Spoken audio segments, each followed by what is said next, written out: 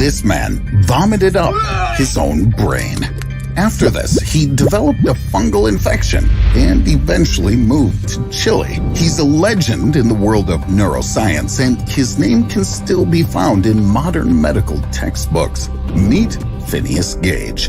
In 1848, this guy became living proof that a brain isn't such a vital organ. In this video, you'll find out, where's the personality switch in a human brain installed? How can a hole in your skull affect your character? And how can you keep living without a part of your brain? In the evening of September the 13th, 1848, Dr. John Harlow was called away on an emergency. A young man was suffering from a severe head injury, but when Harlow entered the hospital room, he wasn't prepared to see what he saw. Both the patient and the bed he was lying on were blood-soaked, and it was hard not to notice an open wound on the top left of the man's skull. The patient, however, was conscious and even greeted the doc. That was Phineas Gage. Harlow's assistant, Dr. Williams, said that the patient had been vomiting blood and his brain. While Gage had been throwing up, around a teacup of his brain matter had simply leaked out through the wound. Dr. Harlow cleaned it by removing bone fragments, coagulated blood, and around 30 grams of brain matter. After this, Gage was still alive. Despite having a hole in his head, he could speak and knew exactly who he was and what was going on around him. But how did Gage get injured in the first place? Gage told Dr. Harlow that he worked with explosives. He was part of a crew whose task was to blast rock out of the way for new railroad tracks to be laid down. To do that, he drilled a hole in the rock, then packed it with blasting powder and sand, and then used an iron bar to tamp it down. But something went wrong that day, and the powder inside the rock detonated sooner than planned.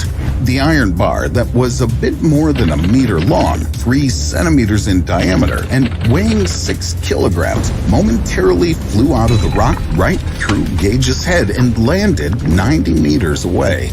The bar penetrated the man's left cheek, shot behind his eye socket, and out of the top of his skull. This left an exit wound in Gage's head.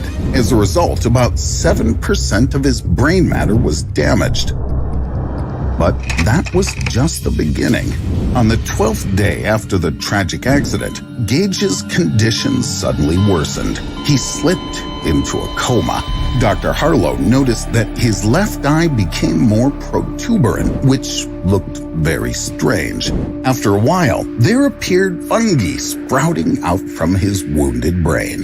The patient developed a cerebral abscess that was only growing in size. When Dr. Harlow laid his skull open, another 250 milliliters of pus and blood was immediately discharged. To prevent the further spread of infection, the doc had to remove some other brain tissues. In total, approximately 11% of Gage's white matter and 4% of his gray matter were destroyed. Despite all this, a week later, Gage succeeded in raising himself up and even tried to walk.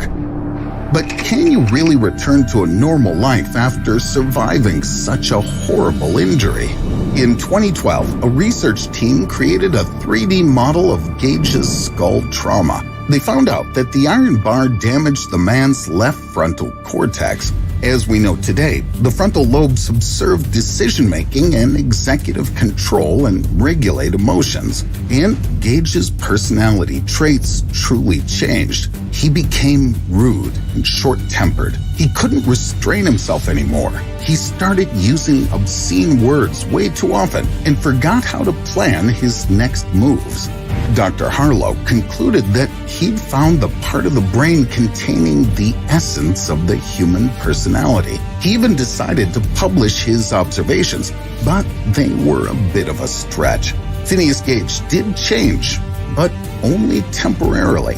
When he fully regained his physical strength, he got his former character back as well.